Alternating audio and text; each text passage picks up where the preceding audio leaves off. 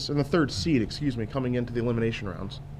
Yeah, and you're definitely right about Black-White Control. I mean, there are certain cards that he has, like Dross Messenger, Disciple of Bolas, Oblivion Ring, Sign in Blood, that if he draws that half of his deck early on, he might not be able to overcome like the Strangler and the Flint of Fortune, the Hell Riders that Adam's going to be presenting. However, I still think there's enough obnoxious cards that Red-Green has to deal with, and the fact that Zachary's on the play, I think, also helps him out a lot.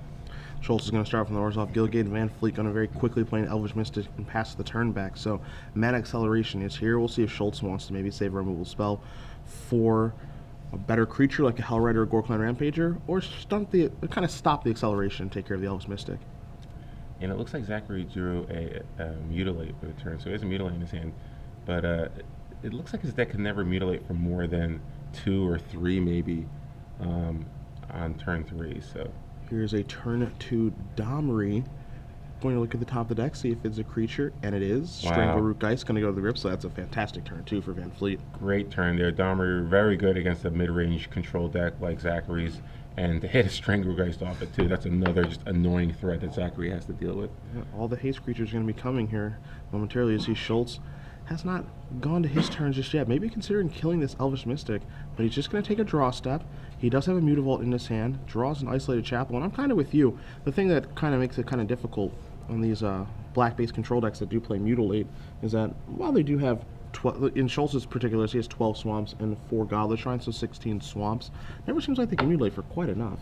Yeah, especially early on when they need to mutilate. They usually have an Isolated Chapel in play or a Guildgate or a Mutavault or something, so you can do it for 2 or 3, which sometimes could be enough, but in general, though, it feels like it's just not quite enough to get there. You'd like your Mutilate to be for -4/-4 on turn 4, because it does act like a Wrath at that point. You'll see Liliana, the Veil, come down, take care of that Elvish Mystic.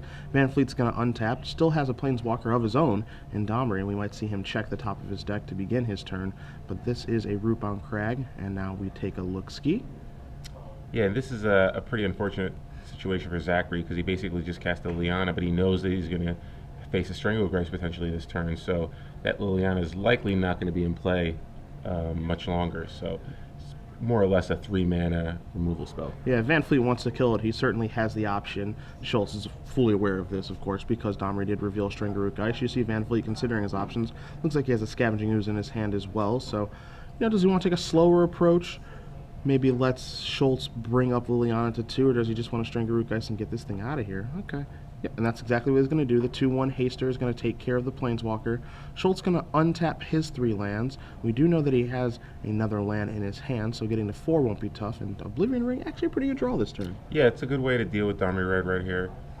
Again, you might you could think about getting rid of the Strangleroot Geist because the Undying ability is tough for you.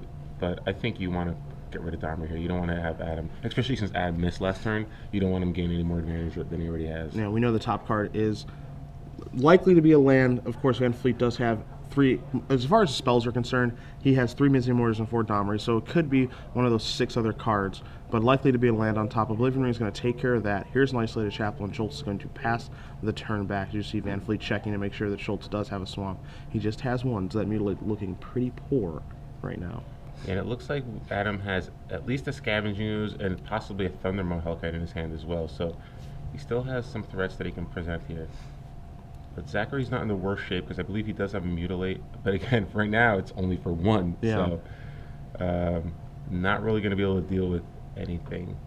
Scavenging Ooze is going to come down here. Schulz got to be pretty thrilled with how turn 4 went. No Hellrider showing up to the party or even a Flint of 4. Just kind of a boring little Scavenging Ooze. Yeah, with Zachary at 18 and with basically Adam's turn 4, I think he's probably feeling okay, but he's really going to need something like a Desecration Demon here or one of those giant threats like an Opposite Eye that can kind of present a threat as well as a good blocker. So Schulz is going to untap his lands, draws a card. You see the lands that he has in play: an Isolated Chapel, Orzhov Guildgate, a Mutavault, and a Swamp down there. He's going to play another Isolated Chapel, so he does have the necessary mana to cast Obsidian Ghost Council if he does have it, but he just has to pass the turn back, staring at a Mutilate that's not really going to do very much. Scavenging is going to get activated at the end of Schulz's turn, remove that Elvish Mystic, and gain Van Fleet a life and become a 3/3. And it looks like Van Fleet's just going to remove the Planeswalker for value.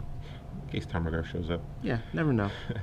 And it looks like Zachary might have a victim of the night. So he has an answer for the Scavenging Ooze or a potential Thundermaw Hellrider right here. So he has a removal spell, so he can mitigate some of the damage he'll take this turn. But again, there's still going to be at least 2 creatures in play that are going to be attacking likely this turn. So Zachary will be taking at least perhaps 5 damage, dropping to 13. And he still doesn't have that much action. I mean, again, he has a Mutilate in his hand, but it's only for 1, so it effectively can just kill one side of the String Root Geist. Yeah, it's not a very effective card at all. You see Van Fleet kind of weighing his options, not looking at the best of hands at this point. May have a Thundermaw or another haste creature in his hand, considering if she casts it. This is 5 mana, so this is certainly going to be the dragon. I'm kind of hoping that Schulz doesn't have a removal spell, but he's going to turn everything sideways here. So yeah, Zachary, I believe, does have a victim knight that he can take care of the Thundermaw with.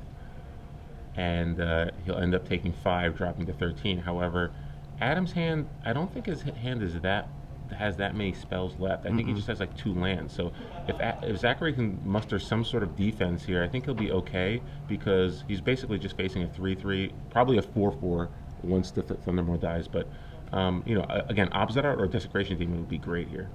Victim of Night is going to take care of that Thundermaw Hellkite. So bye goes the dragon. You see a Disciple of Bolas and Mutilate over there in Schultz's hand as well. So he's not underneath the most pressure, but he's not doing great right now either. Yeah, not doing great. He has a Disciple of Bolas in his hand, so if he doesn't draw anything great, he can always just activate the Mutavault and then sack it to the Disciple of Bolas in order to gain 2 life, draw 2 cards, try to get a little more action. But it looks like he drew a Restoration Angel for the turn, so that can show up to the party and deal with the String Root Geist. I saw a Doomblade hanging out in his hand as well, so Schultz actually doing much better than I think we originally believed. We'll see if he's willing to Restoration Angel here, but it doesn't look like he is. Just Scavenging Ooze is going to get in along with String Root Geist. Ooze going to remove that Thundermaw Hellkite, move up to a 4/4, and we'll see if Schultz does want to use a Doomblade to take care of the Ooze. Maybe save it for a potential haste creature. It looks like he might have taken the damage already, which I would be surprised if we move. Yeah, it looks like we moved to damage. So he's just holding that Doomblade back.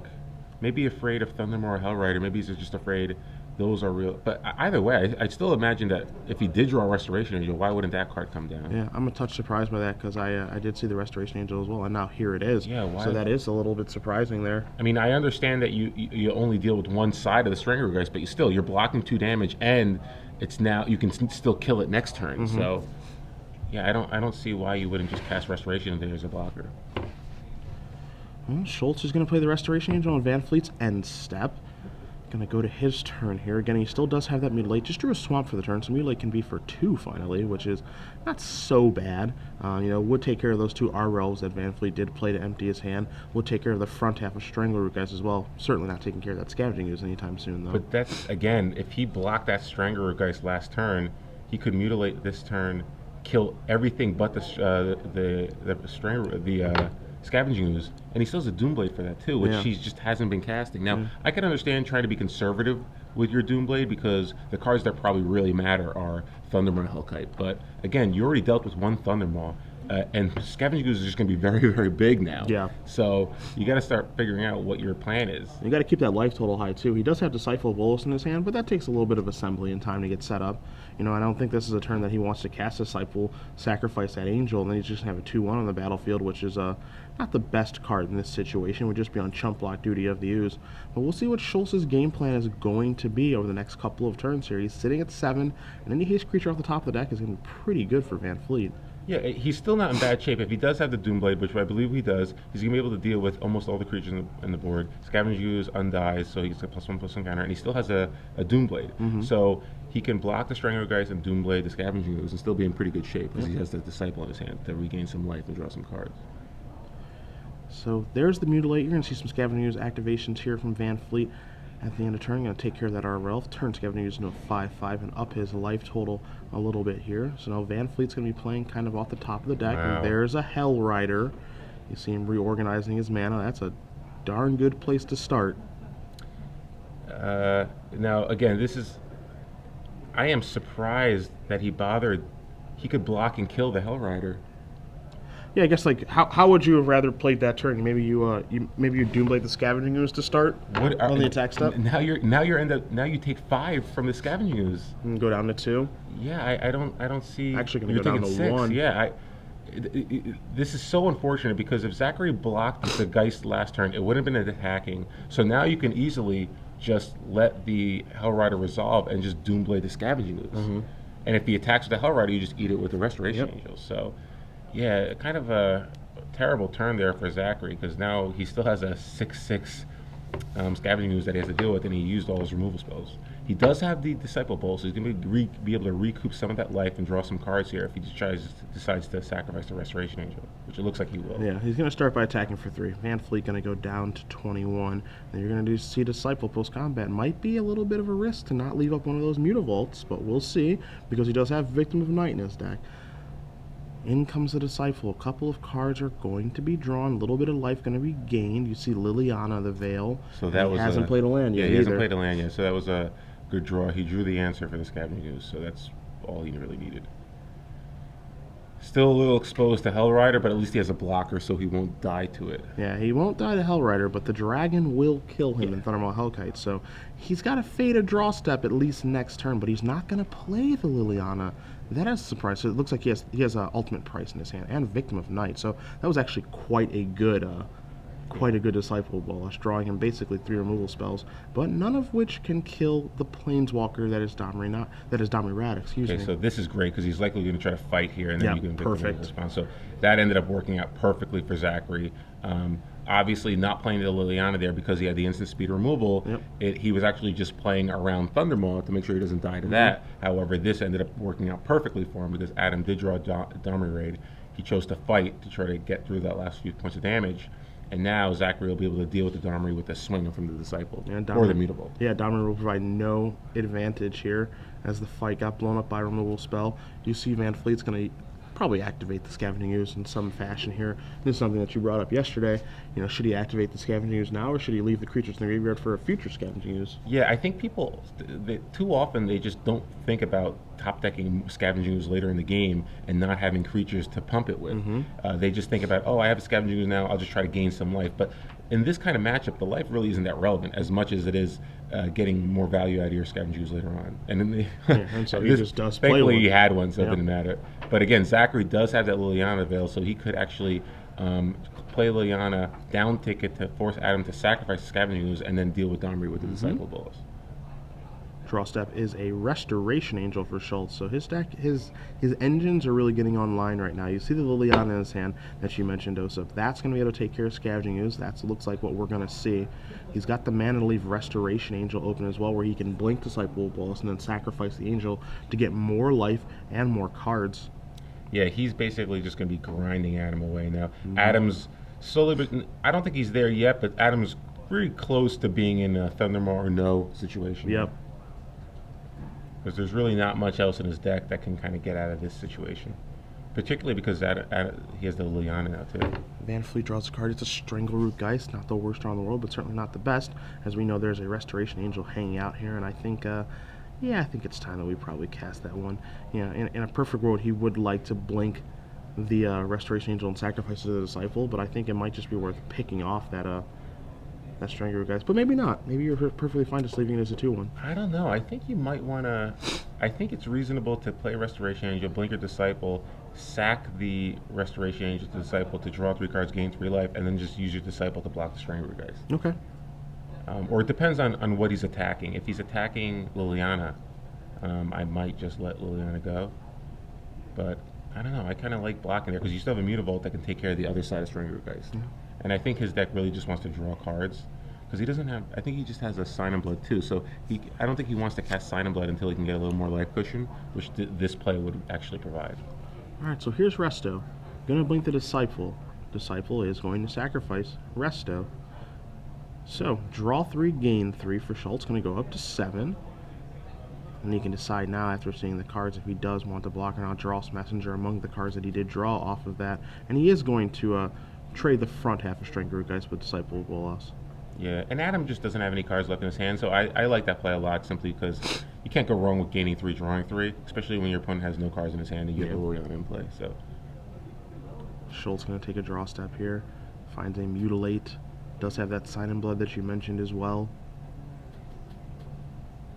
Maybe a Desecration even. Nope, just Mutilate. Just trade 1 for 1. Looks like we're going to have Mutilate, Draws Messenger, and he's going to have to try to dodge a haste creature for 1 turn. Well, sitting at 7, so there's not a haste creature that can kill him at this point, so I still think he's doing okay. Like, even if Thundermaw shows up, he'll go down to 2, which isn't the most comfortable position to be in, but still going to be alive, which matters. Looks like he may have tapped poorly here for the Mutilate, because now he can't cast Dross Messenger in the same turn, so a slight hiccup there. Just can only attack with a Mutavolt, play a Godless Shrine, and pass the turn back. And you're going to discard the Orzhov Guildgate. Yeah, so even if a haste creature does come down, if he doesn't attack Liliana, then he can just use it to kill the creature. So he's still going to have that life cushion of 7. There's a Flint of Boar. With haste, you're going to take care of the Liliana of the Veil. You see that Schulz is going to draw a card, and he draws one heck of a haymaker in Obsidat. So it looks like he's going to tap play the Dross Messenger first to make sure that he has the right mana. So drains Adam for 2. And now Obsidat comes down, he's going to drain Adam for another 2 and gain 2 life in the process. Yeah, and here comes the real problem, and that is the Obsidat. Schulz going to go up to 9, Van Fleet going to go down to 13. All of a sudden, Van Fleet is on a clock, and in a big way. And I think I would still phase it out. I mean, I know it's tempting to sort of keep it in play as a blocker, but I don't even think you want to block in case he draws Gorkland Rampager. Yeah. So I don't think I'd block anyway, so if I'm not going to block, I might as well phase. And I don't think there's a card that can kill me if I'm at 9. Yep, there is no. I was just thinking the exact same thing. Hellrider will make it so Schulz goes down to 1. Yeah. On Thundermaw Hellkite will also make it so that Schulz goes down to 1. So there's not a card right now for Van Fleet that can kill Schulz on the next turn. So I agree with you that I think you just blink it out. But he is going to leave it in play. So let's see if Adam just decides to go for an attack, even just trying to bluff a Rampager. I couldn't turn that board sideways fast enough. You have to bluff something, right? Yeah. Domri, the draw step here for Van Fleet. Now he has another chance to get into a Rampager. So we're going to take a look at the top card. Let's see what Van Fleet does fine. It is a Flint of Boar. So it's another board, so he gets a board now, so not the worst shape for Adam. Yeah, how boring. not a Gore Clan Rampager. Nice pun. Thank you very much. It's early, but I'm trying to get the A game going. LSV level pun here. Wow. Don't tell Luis that. So Zachary likely to cast Sign of Blood here. Yep. Take 2, go to 7, and draw 2 cards. Probably looking for a Mutilate, but I think he might have used both already. I think he only has 2 in his main deck yet. Yep. So it looks like we have another Dross Messenger.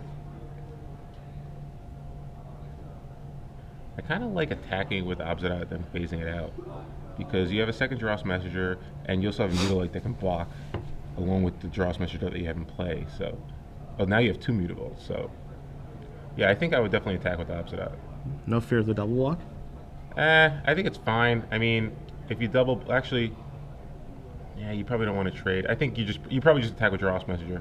I mean, the thing that you can do, however, is you can just attack with Obsidat and bluff removal spell, like dare him to double block, which I actually kind of like, because there's a good chance that he won't block. Because if he blocks, you just have a removal spell and you just take care of it. Like maybe you just say attack Domri and dare him to double block.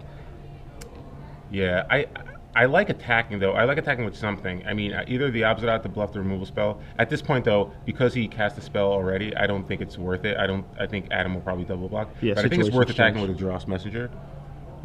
Because I don't think you want to give Adam any more time, particularly because he has a Domri in play. So the possibility of him drawing into Thundermaw has just increased. So you got to try to close this game out quickly. If you attack with Dross Messenger, he doesn't have a good block. I would just attack him. Don't even bother going after Domri at this point. You have 2 Mutavotes. I would still phase out my Obsidat, because you have 2 Mutavotes that you can activate and block. No fear of Mysian Mortars making it difficult for you to block. So I think you want to try to close this game out, and that involves attacking and phasing. It's time to start cutting the draw steps for Schulz. Make it so that Van Fleet can't hit a little back-to-back way to get back into this game. You see him reaching for Obsidat here. Yeah, at this point, I don't think you can attack with Obsidat, because you've tapped too much mana, and you kind of set up the 2 Mutavault activations over there. So I think you telegraphed in that you don't have a removal spell. So it looks like he's just going to phase. He didn't bother attacking with the Dross Messenger. Pretty conservative. So it's a little conservative play, but again, not a terrible situation. See He still has plenty of blockers. Van Fleet drawing this card, very deliberate, looking for Thundermaw. Yeah. That's the one that he needs right now. And he might have drawn an action spell because it looks like he was thinking about what his attack's going to be. Wow, another Flint, of course. So if he drew a Rampager, this could be a really good turn for him. So let's see what his plan is. He has a board that he can play. He can give the board haste. If he did draw a Rampager, he can Blood Rush to Rampager as well. And depending on what Zachary does, if Zachary just tries to double block one of the boars with 2 Mutavolts, then he could be able to win the game outright here. But all depends on what that first card that Adam drew was. So we know about the boar. We don't know the second card. He is in the proverbial tank right now, trying to figure out what to do. You're going to take a look at Dross Messenger, see how that 3-2 with Undying does work. It only gets bigger and worse for you if you kill it. Let's see, he plays Flint of Boar, and now he's going to play an Arbor Elf. Okay, so not enough quite yet. But again, Domri in play gives him a few more chances to get that Thundermaw. Or the Rampager. I mean, Rampager's pretty good too. But Zachary's going to be gaining some life here. He's going to continue to put pressure on with the Obsidian. So Van Fleet going to lose 2, go down to 11. Schulz going to go up to 9. Obsidian at the ready. We'll see what Schulz does draw for the turn and see what he wants to do to navigate this one. Van Fleet patiently waiting, arms in hand. What to do, what to do. At this point, again, I know it's risky to attack, but every time you're not attacking, you're basically giving Adam another turn to draw something like a Gorkland Rampager or a Thundermaw. Or at this point, even Hellrider could be devastating because he's effectively getting 2 potential draw steps next turn. He's going to draw his card for a turn, and then if he hits again with Domri. Not to mention the fact that Domri's almost close to getting ultimate. So Zachary has to kind of figure out, what am I going to do here? I don't know if he drew a removal spell or what, but I don't think your plan of just phasing in and out Obsidian is enough. Yeah, agreed. Especially with an active Domri rig. I agree with you. You have to make some sort of attack here, be it with messengers or something. You have to put some sort of clock on Van Fleet and make him move. Because if you ultimate Domri and all your creatures gain hexproof, double strike, trample, I mean, things are going to get very interesting very quickly. And that emblem is not a beatable thing. It's not. It cannot be done. So let's see what's going to happen here. Zachary, Obsidian comes in next turn, drops Adam to 9. He probably has a couple more turns. I think if he's able to survive maybe 2 more turns, he might be in a position where even the emblem won't matter if Adam doesn't have at least a couple more creatures in play. But still, I don't know. He's giving Adam a lot of draw steps here. I'm just kind of with you in the fact that, because he has the 2 Mutavolts back there, he can make some more aggressive attacks because he can just chump block guys if he wants to preserve his life total. So he can actually turn those messengers sideways. Each one that dies, here's a Scavenging Ooze. Wow. So now this is going to make things even more complicated, and I think that's going to want Schulz. That's going to actually force Schulz to attack less. Yeah. Now he's going to want to make a move even less now than he did want to before. Because you have to figure, if Zachary decides to attack with Dross Messengers and leaves the Obsidian just as a blocker, what is Adam's plan going to be? Does he just take 6 and drop to 5? Because at that point, you're just going to lose to, Obsidian plus just the messengers dying, and coming back into play. Yeah, but the messenger Undying plan, if that was the plan that Schulz is setting up, Scavenging Ooze just blew that up. Yeah. Because if they die, if they trade with the boar, while that would be probably pretty good for Schulz, they're not going to come back and be able to drain anymore because of Scavenging Ooze. So the more time that Schulz gives him, the better the draw steps are going to be for Van Fleet. Domri, of course, helping that out, and we see Van Fleet work his way into a Scavenging Ooze, which is quite good right now, honestly. And I can't really see the Domri's a little off camera, but I believe it has 6 counters on it. And we're going to bring up Domri for you in a second, but it's basically, I think the ultimate is 7, and you get an emblem, and all your creatures gain double strike, trample, hexproof, and haste. So once that happens, he basically has 1 more turn, and then he'll be able to ultimate, and all his creatures just become really dominating threats. Yeah, just basically unbeatable. Yeah, and you have to question, like, what is Zachary going to do? He doesn't have any mutilates left in his deck. He used both of them already. So, oh, great draw here from Zachary. He drew the Oblivion You draw Ring. Oblivion Ring, yeah. You can. We just went over the ultimate ability. I think that's what he's taking a look at right now. It's time to quash that bad boy. Yeah, get that thing out of here. That was a huge draw. He basically had one Oblivion Ring left in his deck, and he just drew it to deal with the Dharma Raid. So you see him get out the emblem for Van Fleet. Van Fleet saying, maybe a little too. This is my plan. You better be You better be wary. You know, again, a great draw, and obviously being able to deal with the Dharma Raid is huge, but same time, Adam has amassed a little army here, and the Scavenging Ooze, like he said, it's going to be able to turn off the Undying ability for the messengers. So I think even with the Oblivion Ring here, Adam might be tempted to just attack, particularly because Zachary basically can't phase out the Obsidian now. No. He just can't do it anymore. There's just too many creatures in play, and because of Scavenging Ooze, he can't just afford to block the messengers and just lose them. Yep. Agreed. Because the messengers, again, they'll trade with Flint of War, sure, but there will be no other value given, and then Scavenging Ooze will actually reign supreme on the battlefield. Yeah. It's even going to be bigger than Obsidian. So let's see what Zachary does here. It looks like we're going to see Oblivion Ring for the Dharma Raid. It could be it could be the Scavenging Ooze. Yeah, that's what I was thinking. I don't know, though. He basically... Wow, so he is going after Scavenging Ooze. I'm surprised. I wonder if he has an answer for the Dharma Raid ability. To me, what this means right now is that if he's taking care of the Scavenging Ooze, and he knows that Van Fleet has no cards in his hand, red zone. It's time. Red zone. Can he attack, though? Is he in a position where he can attack and not expose himself to the swing back? See, I think it's more of a thing where if he attacks with both messengers and leaves Obsidian back, this forces Van Fleet's hand to do something.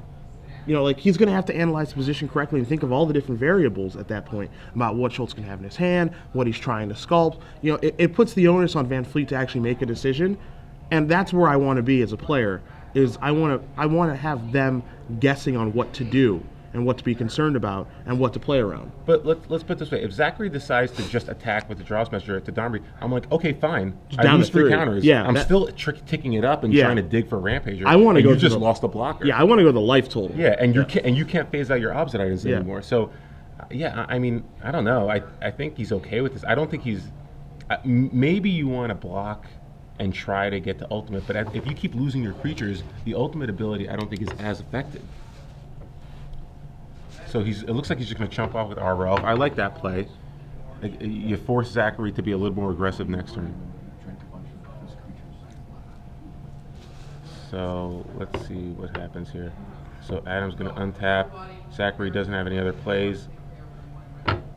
Adam draws. Looks like it's a land for the turn. He can uptake Dharma and get it closer to ultimate next turn. So does he reveal a creature? Does not appear to be a creature. So possibly a land. That's either a land, another Domri, or Mortars. Those are the only things that can be. So this is kind of unfortunate for Zachary here. He does not have another creature. So there is the potential to uptick to ultimate Domri next turn. What did he draw? Oh, another Flint of Fours. So all 4 Flint of Fours are in play currently. Yeah, but we are in the situation now, as you mentioned, that for Van Fleet, his Domri's at 7. That's the sweet spot, and I don't think there's a way for Schulz to get over to it right now. Well, what Schulz can do is he's basically going to have to attack with he's going to have to try to attack it this turn. The question is, how many creatures can he afford to swing over? And if it's only 1, I think if Adam just blocks, and that I don't know. That's the thing. I don't think Adam has enough creatures in play for it to matter. Because even with the ultimate ability, Obzad's big enough to deal with any of the Flint of Fours. So as crazy as it it'll seems, trade with 1. Yeah, but still, I mean, it's still going to be really good. Yeah. Domri's emblem is no joke. I mean, again, trample, double strike, hexproof, haste. Obsidat will trade with one of those things. Messengers lose in combat to those Flint Hoof Boars. Yeah. this is just I think that what Schulz is undoing is this game is just simply not being aggressive enough. Well, the good news is that Adam. I don't know. I think Zachary can still survive, simply because no, the double strike trample. Yeah, this is going to be rough.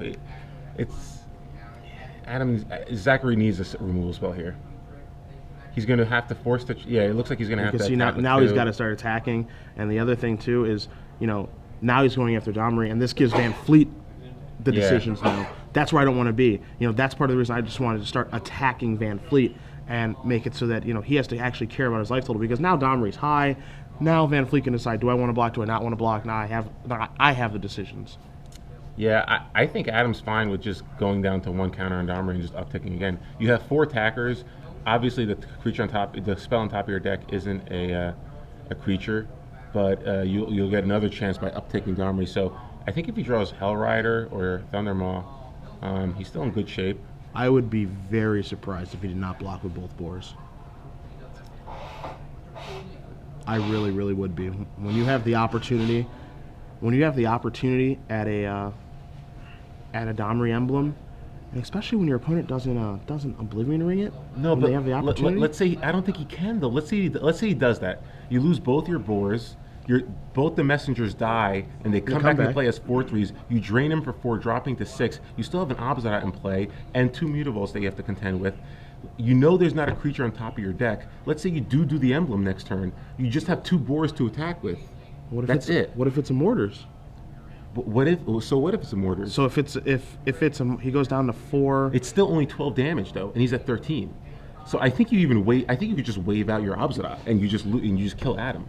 You see, now I would wave out my Obsidian. Well, yeah, I would wave out my Obsidian too right now if I'm Schulz. What I'm saying is, if you're on Van Fleet side, excuse me, and the top card's Mortars, you overload Mortars, you take care of both the messengers, and then you have the 2 boars back on defense for the double Mutavault and the Obsidian. Yes, you're going to go down to 4 from the drain, but I think your defense is good. This is going to kind of change some ththings now, because the Disciple of Bolas is going to show up here to draw 4 cards and gain 4 life for Schulz. So that certainly changes some things. Wouldn't be surprised to see a Desecration Demon show up now. Yeah, so... Looks like he may have drawn 4 lands. Looks like no, there's a Tragic Slip. Okay, never mind, I take that back. Wow, the Tragic Slip and an Obsidian. Yeah. So that was huge. At this point, you could probably just Tragic Slip a boar and be okay with it. Especially because right now you have Morbid. We're on Van Fleet's turn. You're not going to have that. Yeah, and I would wave out the Obsidian. Yeah, I'm in the camp of waving it out now. And Schulz is at a very, very high life total, so now he can just kind of fire away with some removal spells. He's got that backup Obsidian to actually finish the game. The next turn, it looks like he's going to play an Isolated Chapel. And yeah, I still think that now, waving it out is perfectly fine. That's exactly what you're going to see Schulz do. And now he's very comfortable passing the turn back. Big draw there. Yeah, Disciple Bolas. Disciple was a huge draw. So, yeah, Adam draws for the turn. It could be a Mortars, could be a land, could be the 3rd or 4th army raid. Mm-hmm. But, again, we know it's not a creature, so not much Adam can do this game, really. He can uptick Domri. I don't think he can do Ultimate. Ultimate's really not going to do him anything. Yeah, Ultimate, oddly enough, now isn't very good. I mean, that's why I don't like double blocking, though, because I just don't think, even the Ultimate, I don't think does that much for you. He's actually got to take it up to 8. You lose too many of your creatures by double blocking there. Looks at the top card, has to put it back. So again, we know that's not a creature. It can be a Mortars, a Domri, or a land. But another whiff there from the red-green Planeswalker. And I'm not sure that Van Fleet has a way out this game now. Yeah, Zachary is just going to be... Obsidian will phase back in, drain Adam for 4, and then he can activate both mutables and attack turn everything. Yeah. And he's got that backup Obsidian in his hand as well to be able to drain again. Yeah. So Van Fleet is sitting at a virtual 2. He's got 6 lands. It's the Visium Mortars, so that's going to clear it up. So he'll be able to deal with both the Disciple and the Dross Messenger, but again, won't really matter. Yeah, he only has 1 blocker for the Obsidian, and the 2 mutables can come in for the last 4 damage. Especially with Van Fleet tapped out, and as you mentioned, 1 blocker, no cards in hand.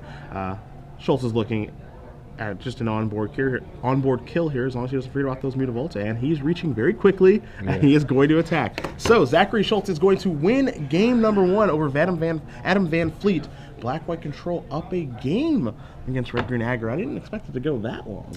Yeah, I mean, well, the thing is, I think you figure if it's going to go that long, black-white's going to win. Yes. So if the game's short, red-green won. That's the only. Red-green's not going to win those long, drawn-out games. Yes, that's exactly where Schulz wants things. Back here in the booth, Cedric Phillips, Osip Levidovic. It is trivia time, my friends. Very simple. Osip is going to ask you guys a question. This one is for 6 months of premium. With your answer to the question, make sure you hashtag on Twitter SCG Premium. We will be selecting one winner from the group of people who do get it correct. So it's about accuracy, not speed, because we'll be announcing the winner at the conclusion of our semifinals. My friend.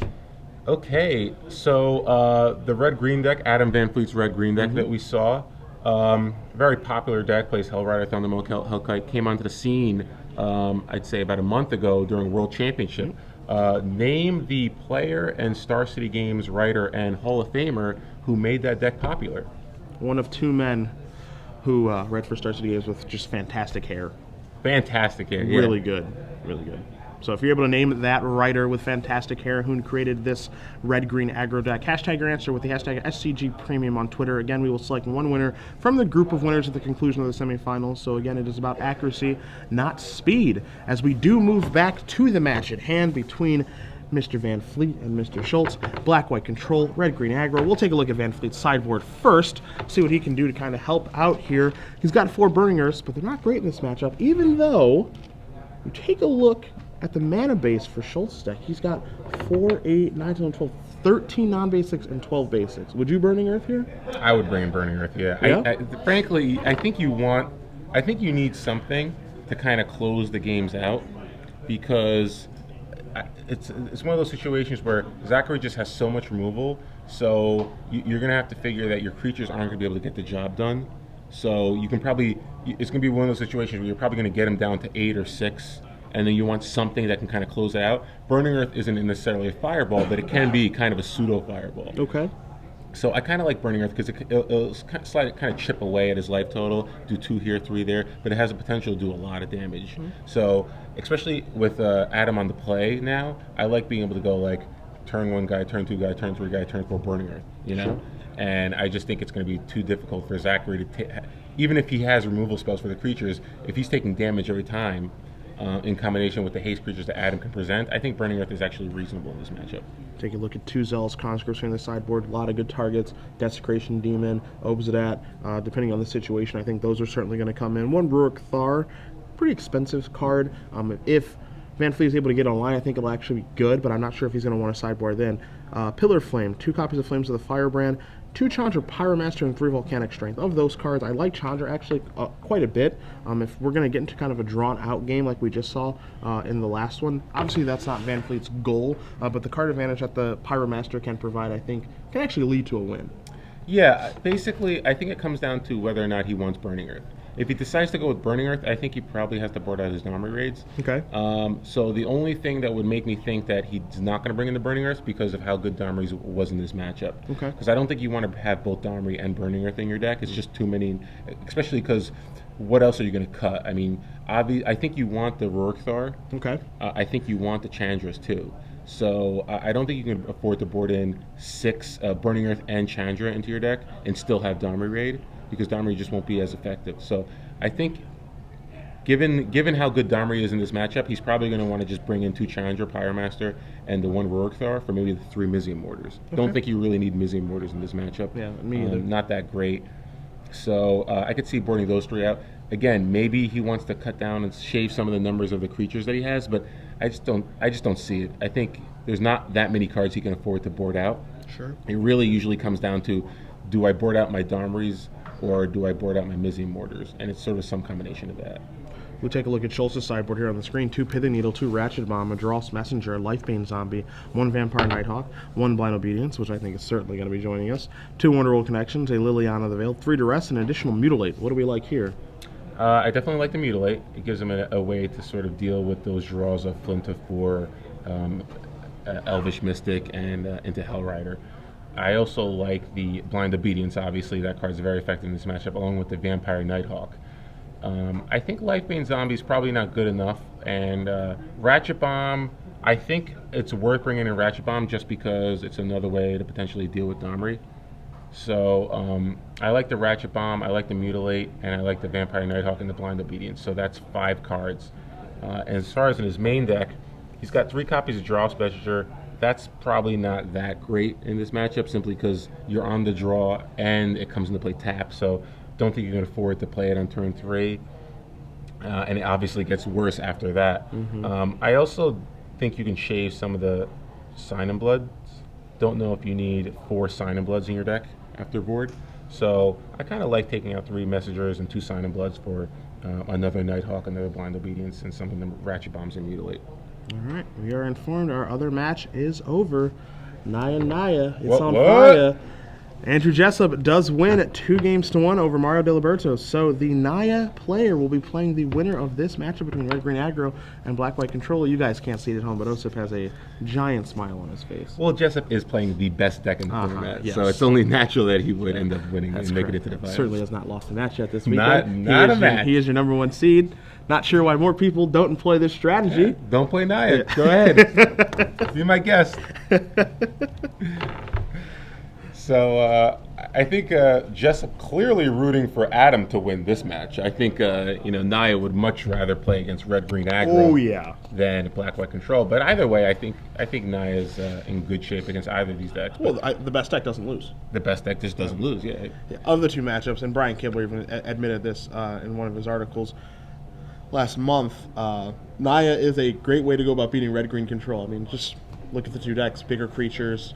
They're basically doing the same thing, but the Naya deck has much larger creatures. They both have Domri, and it's very difficult for Van Fleet and the Red Green Aggro deck to be able to beat Smiters, Boros Reckoners, and all of that stuff. Yeah, it's very, very hard on a Red Green deck. So if he is rooting, he's looking. If he has a rooting interest, there's probably a Van Fleet comeback here. Yeah, I'm with you. And it's certainly possible. Obviously, I'm not going to say things get much better for him after board, but being able to swap those Mizium Mortars for a card like Chandra is pretty big because being able to go Domri Chandra is pretty good against a mid-rangey deck like this. Yeah. Zachary doesn't have a lot of ways to kind of put pressure on Domri, on the Planeswalkers. He doesn't, so he's basically in a position where he needs to try to either Oblivion Ring them or maybe use Ratchet Bomb. Or just let them uptick until eventually a Desecration Demon can do something. But yeah, Planeswalker's obviously pretty good against Zachary's deck. So we'll see if Adam can draw, the right combination of cards to sort of put enough pressure on Zachary in Game 2 here. Being on the play clearly helps him. And like we said, I think Zachary's deck, it kind of stumbled early on there. Didn't really look that impressive. But, a timely Disciple Bolus to sort of draw some cards. Actually, it was the Restoration Angel. That top deck Restoration Angel was the start. And even where we thought maybe he should have blocked the Strangergeist as opposed to end step playing the Restoration Angel, still kind of ended up working out for him because he did have a Mutilate, and he managed to find the second Swamp, so he was able to wipe out most of Adam's board, and he still had a Doomblade. So despite some of the sequencing, Zachary was able to slowly grind away all of Adam's advantage and even deal with a Domri raid that was close to being ultimate. Yeah, and somehow gotten to the situation where Domri raid going ultimate wasn't that relevant. Yeah, and which is really surprising. Again, generally if Domri's going ultimate, it's bad news. Yeah. But Adam just didn't have enough creatures in play, which is the main reason I thought he shouldn't have blocked last turn. Sure. But because he ended up just upticking Domri anyway because he just didn't have enough pressure. So both players are presenting their deck, getting ready to draw 7 and see if they're happy with their openers. Zachary Schulz looks ready, man. Zachary's ready to go. He's riding high. Yeah. It feels good when you grind out a win. Absolutely, it does. It feels really good. See Schultz's hand. He's got a couple of lands over there. You see the Life Bane Zombie in his hand as well, Vampire Nighthawk. So he's looking at a hand that gets off to a pretty nice start here. We'll see what Van Fleet is looking at. A couple of lands, mountains. Not sure if he has any green. Domri. Yeah, a couple of Domries. Yeah, I think he's not a bad hand. He's got all his colored mana and. Oh boy. Alt U undo. Maybe he wanted to just play the Rootbound Crag main game turn 1. We'll see if he's allowed to take that one back or not. Or maybe Yeah, it looks like maybe they're just maybe there's some discrepancy. I don't think it matters. Yeah. Doesn't look like he has a string of dice in his hand anyway. So generally, though, you probably just want to leave with your root bound, Craig. There's no reason not to. Yeah. So looks like just Adam is taking some notes here, trying to figure out what. He can't read his own handwriting. That's I think what it is. And Schulz is realizing that and trying not to laugh. Okay, so we're gonna have a There we 9. go. And the turn goes by, and Adam has a couple of Domri, so that's pretty good. All right, Gala Shrine for Schulz. That is tapped. Gonna pass the turn back. There's your root bound, Crag. Does he have a Flinthoof board? He does. All right. So Good not start. a bad start. Good start. Turn 2, 3/3. Turn 3 Domri. I like it. Side and blood there over in Schultz's hand. Wow, a lot of lands and a sign of blood. It looks like. And he's got a Lifebane zombie hanging out too. Oh really? He decided to board in Lifebane zombie. I'm surprised. I guess it's it could take out Gorkman Rampager, which is good. And 3 mana after the board does come in. There's your Planeswalker. I'm taking a look, checking for blackjack. Wow, Hellrider. That's great. Can't get taken by Lifebane No, zombie. it cannot. And this is part of the reason that Brian Kibler had moved to a more red-centric version than a green-based version is, so that he could be better against Lifebane Zombie. That was the goal. Yeah. And Zachary has a number of options here. He looks like he has a Nighthawk. It looks like he has Lifebane Zombie, and he also has an Oblivion Ring too. But given that he saw Hellrider, I don't think Oblivion Ring or Domri is really a correct play. Yeah. So he's going to play the Lifebane here. I like this because it can trade with the boar. Also gives him a little information. Unfortunately, he just doesn't have any targets. The whiff. Adam has another Domri, the Hellrider, 2 mountains, and it looks like a Zealous Conscripts. Yep. So pretty good grip there. Zachary completely whiffs with the Lifebane. So now it looks like Adam can play the Hellrider, and he could just attack with the Flinthoof board and get the Hellrider trigger. Yeah, which I like quite a bit. Yeah, Zachary can obviously just decide to block there, but at least Adam will keep his Hellrider in play. The other thing he could do as well, because this is kind of goes down to Domri management now, right? Where he could just have the boar fight the Lifebane zombie, play the Hellrider, get in for 4. That's an option. That's true. Or he could just keep trying to tick up the Domri. Actually, I kind of like upticking Domri and playing Hellrider and just passing, because if you can go conscripts next turn and steal another creature that Zachary plays and have those creatures fight each other, and then just attack with everything, I think that's much better. So I'm actually kind of okay with just playing Hellrider. Okay. And just passing the turn. Let's see if that's what Vanfleet does. He's getting in with both. Wow, well, this is a snap block on the. I can't imagine just trading. I don't like that trade at all. Yeah, especially because you have the conscripts. Yeah. You know. What's the worst case scenario for you?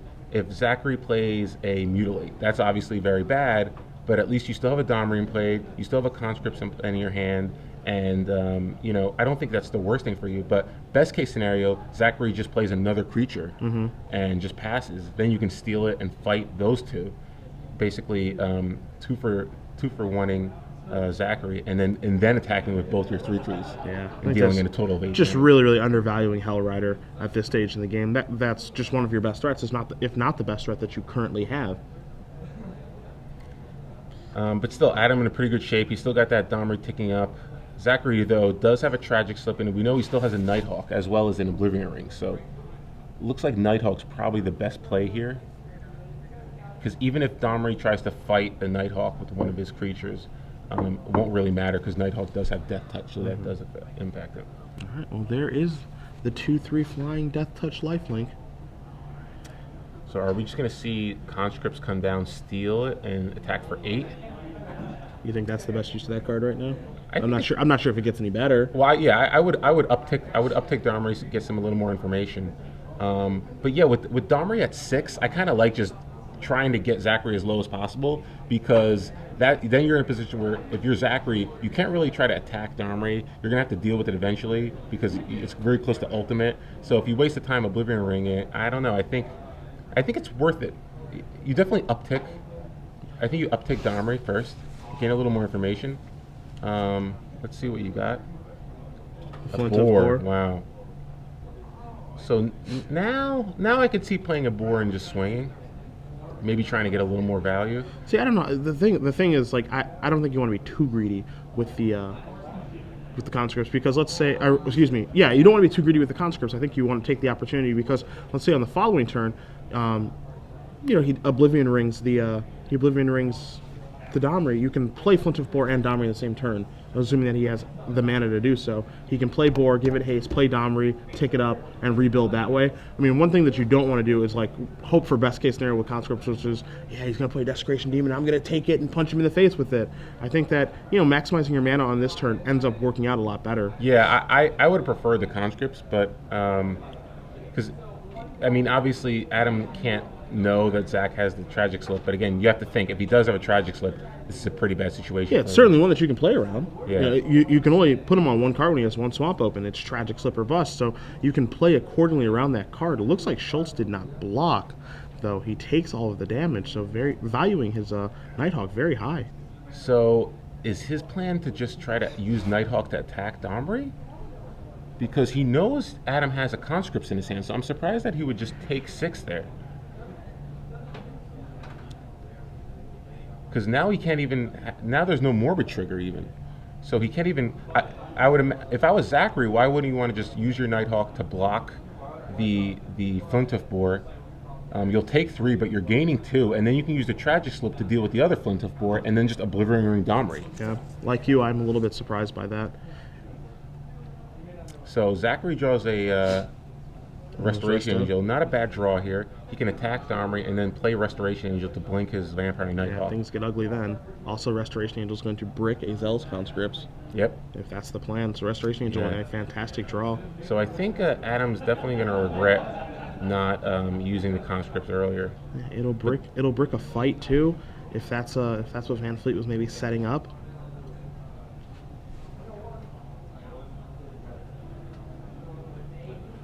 I think it's still the turn is begin with uptaking Domri. I think that's still where things start. Yeah, you got to uptake Domri. I just don't think there's a good fight for you, so it's still worth uptaking, getting more information. Obviously, Rampager makes things easier for you. You have to figure Zachary has either a Restoration Angel or a removal spell, so you have to plan accordingly.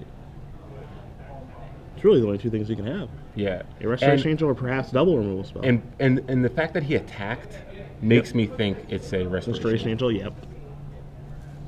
Got to reduce that information. Because Zachary's playing very strange. Adam. I don't think Adam really knows what to do here. I think he expected Zachary to block with the Nighthawk last turn. Yeah. The fact that he didn't, I think you can kind of telegraph that he might have a Restoration Angel here. So if he has a Restoration Angel, how do I play this game? Zachary trying to, confuse him a little bit, waving across the top of his deck, hoping to top deck something. But in reality, Zachary has everything he needs. Yeah, he doesn't need anything. What he needs is for Van Fleet to attack with both of his creatures. Yeah, that's what he needs. The trap is set. I think Zachary's trying to think, if I cast... Yeah, I can't imagine what he's thinking, because why wouldn't you want to uptick Domri first? If maybe you want to try to fight and then play another... Oof. Now, I would be... I might even let that resolve. Yeah, I think I would be fine with letting that resolve. It makes it so that it doesn't look like that you have Restoration Angel. I mean, this is just removal, and you gain 2 life. You go to 10. Not only that, but your Tragic Slip gets turned on. You can Tragic Slip the board. You can play Restoration Angel at the end of the turn and finish off the Domri. Like, why? I think I just let that resolve. Yeah, that's fine. And I go up to 10 life. Now what do you do? Do you play the Conscripts and try to... I don't think you want to just play a Conscripts as a 3/3. No. Yeah, I don't quite understand that play. Now Zachary basically has free reign to do whatever he wants. Yeah, I mean, this turn coming in was looking pretty good. It's only looking better now. So Adam still debating as to what he wants to do. It looks like it's strange. It seems like Adam keeps making these plays and then he's surprised by the outcomes of them. Yeah. Stomping Ground going to come into play untapped here. 6 mana card. So we know he has, I believe, at least one other copy of Domri. Maybe he wants to play Domri and uptick. Sacrificing the one he has in play. I hate that. There's nothing I like less than that. So it looks like he has a Scavenging Scavenging Ooze. Ooze. He's going to pass So the turn back. looks like he's playing around Restoration Angel, but doesn't really matter because Restoration Angel is going to be coming into play probably. Yeah, the issue here is that I don't think he can afford to play Restoration Angel. There you see Restoration Angel coming down for Schulz, and now you're going to probably see Tragics up take care of the old Scavenging Ooze. Yeah, and we'll see if he's going to make some activations or if he's going to leave the creatures in the graveyard for a follow-up Scavenging Ooze. But I don't think you're in a position to actually play around Restoration Angel there. I think Restoration Angel is going to ruin you either way. So I don't love that. I'm not in love with that. I guess the thought process can be is, you got to get that Restoration Angel out of his hand into play so I can Zealous Conscripts it. But Resto Besto is going to be able to take care of Domri now. There goes your Scavenging Ooze. Yeah, Resto's going to take care of Domri. Van Fleet just has a Boar in play, and I believe Schulz might even have another Restoration Angel. He still has that Oblivion Ring too. So. Yep. Yeah, it's kind of strange. He's not even going to have to catch that in. Also, he's working with some pretty good information from that Lifebane zombie from earlier. Yeah, he knows. Yeah. He knows about conscripts and then second Domri. Yeah. So I kind of like just attacking Domri and passing. Yeah. You can play the Guildgate and then just pass the turn back. Worst case scenario, Van Fleet plays the conscripts, steals your Restoration Angel.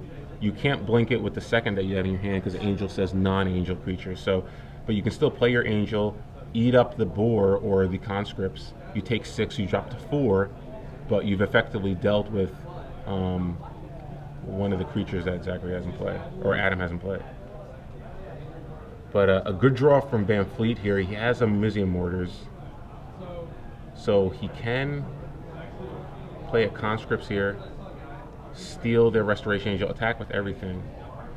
But it looks like he's just gonna. He's not playing around a second one. So now you can just overload Mortars. Yeah. Just the problem here is that the conscripts is just getting the conscripts is never gonna be good because Schulz is never gonna let it be good. That's why I like taking it with the. That's why I like taking the Nighthawk. I think you probably gained. I think that ship has passed. That was probably the best opportunity for him to cast it. But then again, I mean, he's still in reasonable shape just because Zachary doesn't have much else going. But now with the Sign of Blood and Nighthawk, he can get something going. But again, Adam has the conscript, so if he goes conscript, steal it, attack for 5. If he draws a Rampager this turn, it actually is lethal. Yeah. Because Zachary's now at 8. So depending on what Adam draws here, he does have a couple of outs. I think he has 6 mana. If he has a 7th in his hand, he might even have Flint of Boar. So he has, looks like he has 7 mana. Cash it. Is that dragon? It's a dragon, wow. Great draw there. Dragon's going to be able to tap down the Nighthawk and swing for 3. Drop Zachary to 3. Do you dragon here or do you conscripts? I think you conscripts. I like dragoning. Yeah? Yeah. Because I think you have to put Zachary on not having a removal spell. And I like just being able to get into play and drop Zachary to 3 because you just have so many more outs. Plus, you still have the Domri in your hand. See, I could see your point because you're playing around another Restoration Angel, perhaps. I like conscripting here. I think you conscript, you take this guy, you put him down to 3. He's probably going to leave the Nighthawk on defense. And let's say he draws a Desecration Demon, then you're going to use the Hellkite effectively to make it so his guys can't block. So there's a conscript. He's going to target the Nighthawk and take it. He's going to put it on 3. I think this is going to cause the Nighthawk to play defense on the following turn. Yeah. And then it's going to force him. It's going to force Schulz into having 2 removal spells because the the dragon's going to come down. It's going to tap the Nighthawk, and then he has a removal spell for the 2 different creatures because he's at 3. Because I can't imagine a world in which that Nighthawk's going to come in this turn. Yeah, I agree with you. Plus, you're also playing around Restoration Angel, and it's the card that Zachary knows about. Mm-hmm. So Zachary now doesn't have really any information other than the Domri. So he's going to turn this side, or he's going to go up to 5. Van Fleet's going to go down to 18. What's the follow-up here? Oblivion Ring? Yep. So there's a Mutavault. Zachary's at 5, but it looks like the Thunderbolt could finish things up. Yeah, and you slam down the dragon. Schulz has 1 card in his hand. You slam it down. You make him have the removal spell. If he doesn't have it, he dies. There's a dragon. And he's going to pick up the rest of his permanents. So we are going to go to game number 3 between Adam Van Fleet and Zachary Schulz. Red-green aggro and black-white control are tied up. Yeah, and I think there was a couple of turns there where Zachary kind of could have capitalized on maybe using his Nighthawks a little more effectively. He basically took 6 damage when he didn't need to. Okay. So I think maybe a little poor resource management perhaps, but either way, Adam's Domri did a lot of work for him that game. Oh, yeah. And, turn 2 board, turn 3 Domri is exactly the kind of draw that Adam needs against Zachary's deck. It changes the way that Schultz has to play the game. Yeah, and we didn't really see any of the sideboard cards. It looks like Van Fleet kept in the Mizium Mortars, so not really sure what he did. We saw Scavenging Ooze, we saw Hellrider, we didn't see any Rampages, but it looks like we saw Conscripts. Mm-hmm. So I'm not really sure what he boarded out. Maybe he kept in 1 or 2 Mizium Mortars. Maybe like the Singleton one that he left, he drew. Yeah, not sure what he decided to board out, but Conscripts was the only sideboard card we saw. I definitely thought we'd see Pyromaster, especially considering he's dealing with cards like Nighthawk. Pyromaster just seems like a great card. Yeah, making it unable to block, stuff like that. So let's see if Van Fleet decides to maybe change up his plan now that he's on the draw. Well, Schultz ain't changing nothing. He is shuffling. He is ready to go. You see Van Fleet's going to go back to the sideboard, take a look at things here. Yeah, and frankly, I think on the draw, there's certain draws that Zachary can have that makes Van Fleet make it very difficult. So if Zachary gets a blind obedience in play on turn 2 on the play, it's really tough for Van Fleet. It's so hard anything. For Van Fleet to win then. Yeah. It's almost impossible. Blind obedience is just simply too good. Yeah. And it makes all of Zachary's sorcery speed removal spells so much better. So I don't think Zachary's, that unhappy with going to game 3, being on the play. But again, I think that there were some things if he goes back and watches the video, I think there's some things he might have been able to do differently to put himself in a better position to win that game. Sure. Because it was very close. Absolutely. It was very, very close there. And even though Adam's life total was pretty high, you could always feel like there was a chance for Zachary to just start to pull away, just like he did in the first game. Mm-hmm. So it's interesting to see how this match plays out, because all the games seem to be, favoring Adam early, and then Zachary starts to grind away and try to recapture that board position. But in game 1, Adam wasn't able to come back, and in game 2, Domri was able to help him come back. So both games really revolved around how effective Domri Raid was. So we'll see how effective it can be in game 3 if he's able to draw it and get it in play early. And the fact that we haven't seen a Desecration Demon show up or anything like that, a little bit surprising. But again, Schultz is the control deck in this matchup, obviously. It says control, it says aggro over there, so it's his job to kind of not die, and then turn the corner and try to win pretty quickly. Yeah, and honestly, I wonder. Both games both games were pretty close, but they all revolved around Domri. So I wonder if Adam doesn't get a Domri in game 3, I'm not sure if this game could even be close. Yeah, what things look like. I think this matchup seems very difficult for Red Green if they don't have Domri. So I'm not quite sure. Even with all the hasters, I'm just not sure he can put up enough pressure to deal with all the obnoxious cards that Zachary can present, like Nighthawk, Mutilate, Restoration Angel, Disciple Bolus. They regain some of that life. So we'll see. And I can't remember if we saw any of sideboard cards from Zachary. We did see a Nighthawk. We did see Mutilate. We saw a Lifebane Zombie. We saw the Lifebane Zombie. So he did board into 1 Lifebane Zombie. It wasn't very effective. But it didn't look like he boarded anything out. I mean, it wasn't terribly effective. The one thing that Lifebane Zombie did do is it gave information. Yeah. So he had to play around Zell's Conscripts and a second Domri. He ended up losing to Zell's Conscripts. But, the information, I think, it affected the way that he played the game. The information was good. I like it a lot better on the play. I'm surprised he boarded it in on the draw. Sure. But on the play, I like it a lot better because, one, it gives you more of an opportunity to steal a card like Gore Clan Rampager, or possibly even like a second Flintoff Boar or a Stranglergeist. But it also gives you a way to sort of attack a Domri. Yep. If they play a turn 3 Domri. So I kind of like it a lot more on the play, even though it wasn't effective for him on the draw in game 2. I also like the fact that it's just like a decent blocker. Having 3 power. 3 power is pretty good.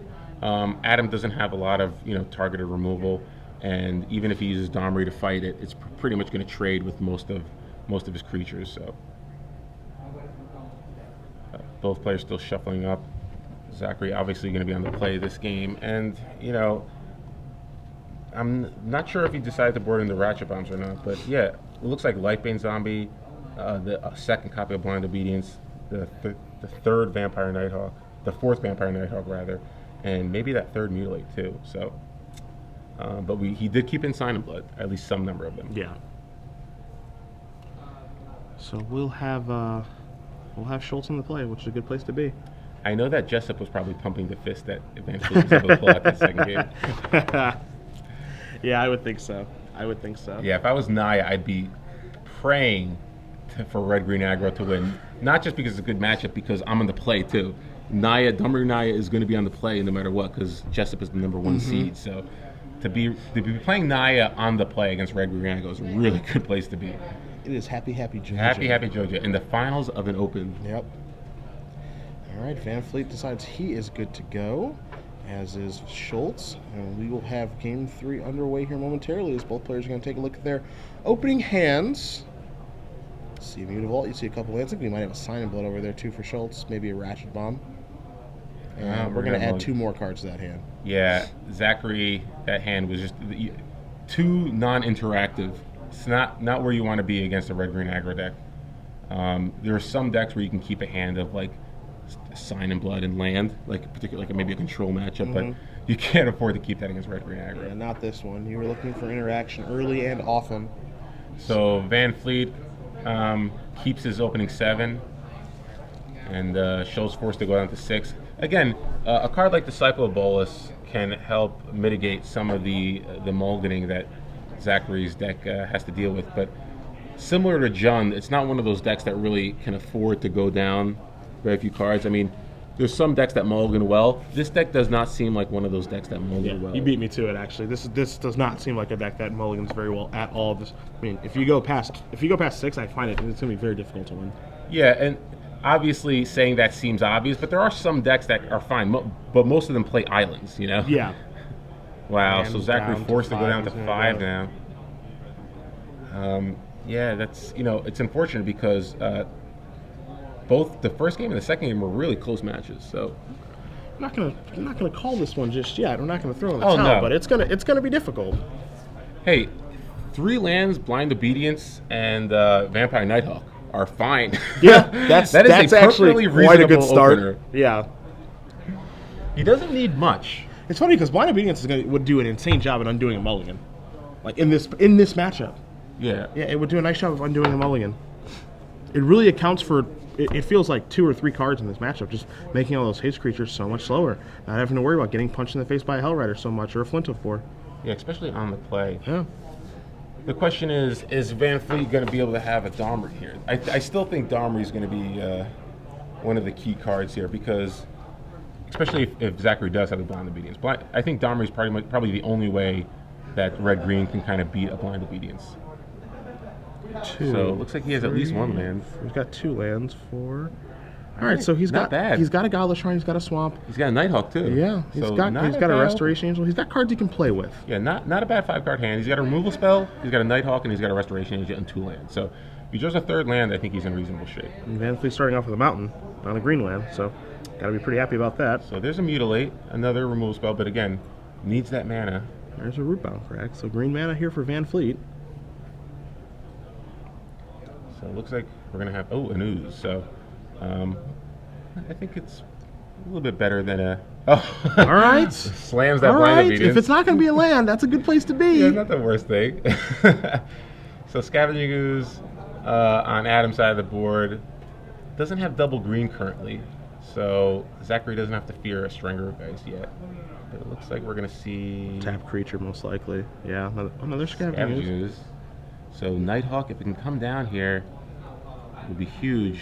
Fortunately, it does not. It looks like he drew another Nighthawk, yet he doesn't have a 3rd mana, so that's really unfortunate. And Classic Wolf Run, again, these creatures are not going to have haste. If he does have a Hellrider, he's going to get some triggers off of this. But he does not have a Hellrider either. So Van Fleet going to come across for 4. Schultz going to go down to 14. And it looks like Van Fleet has an Arbor Elf, which isn't effective right now because there's no forest in play, but he has a Rampager, so wow. 8 points of power on the board here for Van Fleet, and Schulz still There it can't find is. it. There's the third mana, and here comes Vampire Nighthawk. Unfortunately, if Van Fleet has a 5th mana, that Thundermaw is going to come down. Even though it will come down tapped, it will tap that Nighthawk. Yeah, with which is the a big ability. deal. So let's see, what does Van Fleet have here? Ooh, Hellrider. Again, comes into play tap, but the triggers.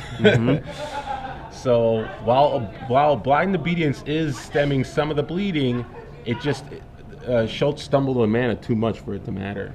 If he was able to get that Nighthawk out as a follow-up, I think he actually would have been in okay shape. Yeah, hey, it's going to be tough. Here they come into the red zone. He does not play the Hellrider. This reeks of another Rampager, obviously.